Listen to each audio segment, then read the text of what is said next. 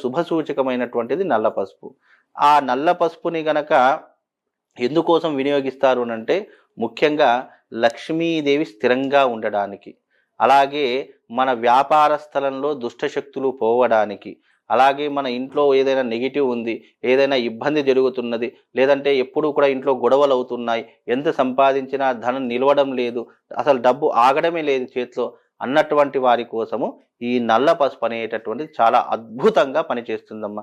నల్ల పసుపు గనక ఎవరి ఇంట్లో ఉంటే వాళ్లకు లక్ష్మీ కటాక్షం కలుగుతుంది.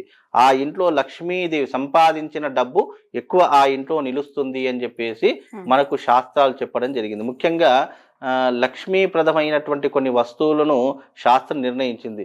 అది నేను గతంలో కూడా కొన్ని వీడియోలలో చెప్పాను. గోమతి చక్రాలు కానివ్వండి, నల్ల పసుపు కానివ్వండి, శుచి శుభ్రత కానివ్వండి, అలాగే పసుపు కానివ్వండి, కుంకుమ కానివ్వండి, అలాగే